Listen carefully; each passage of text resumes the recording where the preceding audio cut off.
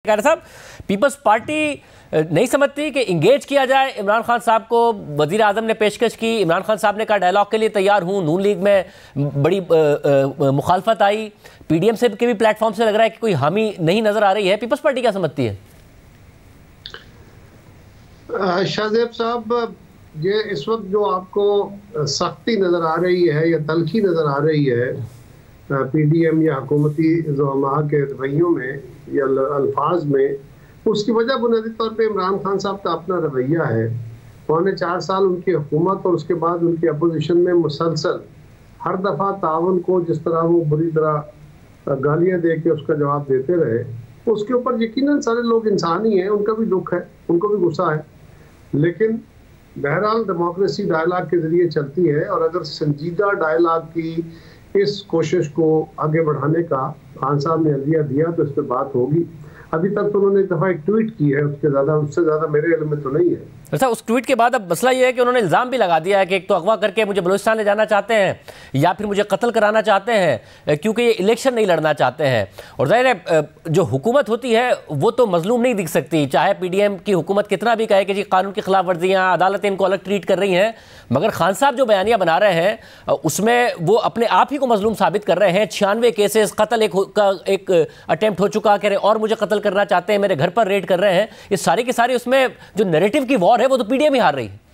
शाहजेब साहब, ये तो सारे दोस्तों को सोचने की जरूरत है कि इमरान खान साहब के घर पे रेड हुआ, इससे पहले कौन सा ऐसा हुक्मरान रहा या कौन सा ऐसा फर्द है अहम सियासत के अंदर जिसके घरों की दीवारें खान साहब ने खुद नहीं पार कराई, लोगों को सीढ़ियां लगा लगा के लोगों के घरों में उतरते रहे, ये किसके घर में नहीं हुआ।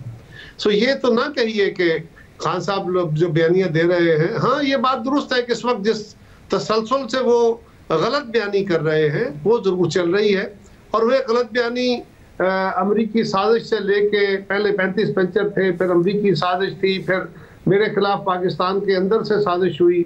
ये मुख्तलिफ औकात में वो बयानियां बदलते रहे, और आज भी वो एक अपने तौर पे अपने ख्याली था वो लोगों की सिंपैथी गेन करने के लिए और दुनिया को ये बताने के लिए कि जी मेरे खिलाफ बड़ा साजिश हो रही है। उन्हें पाकिस्तान के किसी इदारे पे तो एतमाद होना चाहिए, वो अदलिया हो सकती है, वो फौज हो सकती है, वो पुलिस हो सकती है, वो कोई इदारा, तो उनको तो बेस्ट सिक्योरिटी पहले भी अवेलेबल थी, अब भी अवेलेबल थी। और जब उनके घर पुलिस एक अदालती हुक्म की तामील में गई, वहां पे जो पुलिस के साथ हुआ, जिसको सारे मीडिया ने सब ने पेंट किया कि बड़ा तशद्दुद किया पुलिस ने, बड़ा ये किया, वहां वो मनाजर देखने वाली जरूरत नहीं थी। वह बात दुरुस्त है कि ये नहीं होना चाहिए था, लेकिन हुआ क्या, वहां पुलिस गई एक अदालती हुक्म की तामील करने में। खान साहब अदालत में पेश हुए, क्या हुआ, यही काम वो पहले कर लेते, अदालत का हुक्म मान लेते, हाई कोर्ट का हुक्म मान लेते, नहीं माना, अदालत ने हुक्म दिया, उसके जवाब में पुलिस पे जो कुछ हुआ, 64 पुलिस वाले जख्मी हुए और 8 पीटीआई के कारकुन। अब ये बताइए कि जुल्म किसके साथ हुआ, तशद्दुद किसके साथ हुआ, ये फैसला हमें करना होगा। मगर इसके नतीजे में मेरा कह रहा साहब, जो फिर आपने कहा कि गलत बयानी सही, मगर वो अगर आपकी बात दुरुस्त है कि गलत बयानी कर रहे हैं, तो बयानियां मगर बनाने में कामयाब हो रहे हैं और प्रेशर डालने में उनके ऊपर फर्द जुर्म आयद होनी थी, फर्द जुर्म नहीं आयद हुई, फाइल गुम गई, गाड़ी में आके साइन हुआ, और अब 30 तक समात अब मेंटेनेबिलिटी पर क्वेश्चन होगा। तो ये इस वक्त वो दबाव डालकर कामयाब हो रहे हैं या नहीं हो रहे हैं, और आप लोग बैकफुट पर हैं या नहीं है, जिसकी वजह से मैं कह रहा हूं कि आप इंगेज करेंगे, क्या करेंगे? आप शाहजेब साहब जो बात फरमा रहे हैं या आपकी ऑब्जर्वेशन है, ये दुरुस्त है, इससे तो इनकार नहीं हो सकता।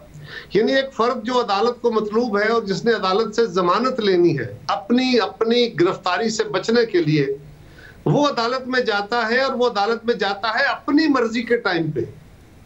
अदालत उसका इंतजार करती है, वो अदालत का इंतजार नहीं करता। कानून में ये होता है कि जिसने इंसाफ लेना होता है वो मुंतजिर होता है, वो अदालत को कहता है कि मैं फलां गेट से आऊंगा, उसको अदरवाइज मैं नहीं आऊंगा, मेरी गाड़ी फलां जगह फलां अदालत के दरवाजे पे पहुंचेगी वरना मैं नहीं आऊंगा, मेरे लिए फलां जगह पे अदालत लगाई जाएगी फिर आऊंगा, फिर भी मैं गाड़ी में बैठ के हाजिर लगाऊंगा। ये सारी सहूलतें खान साहब को जो दी गई हैं या दी जा रही है, बिलाशुबा इससे ऐसे ही है कि वो दबाव डाल के अपनी मर्जी के फैसले करा रहे हैं।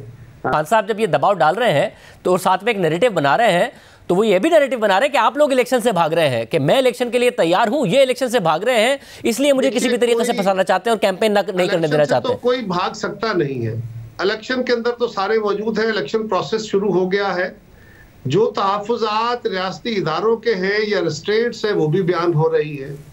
शाहजेब साहब, कौन सा जी शऊर है पाकिस्तान के अंदर? मैंने तो सारे साफियों को भी सुना है, मैंने सब मेजॉरिटी में मैंने सियासतदानों को भी सुना है, बहुत सारे पीटीआई के लोगों से भी बात हुई है।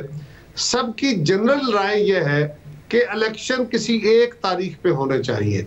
हम बार बार इलेक्शन अफोर्ड नहीं करते, और जो स्प्लिट इलेक्शन होंगे, ये जो दो असेंबलियों का इलेक्शन कराने का इस वक्त प्रोसेस शुरू है, ये इलेक्शन होंगे तो इससे जो इस्तेहकाम या तसलसल या स्टेबिलिटी हम चाहते हैं वो बिल्कुल नहीं होगी, बल्कि इससे और ज्यादा पोलराइजेशन बढ़ जाएगी और तसादुम बढ़ेगा। वैसे तो होगा, आने वाले सालों में ये होगा कि सूबों के इलेक्शन में जो तजाद आ जाएगा, मगर अब सुप्रीम कोर्ट नहीं हुई कन्विंस, और फैसला सुप्रीम कोर्ट का, तो होगा क्या?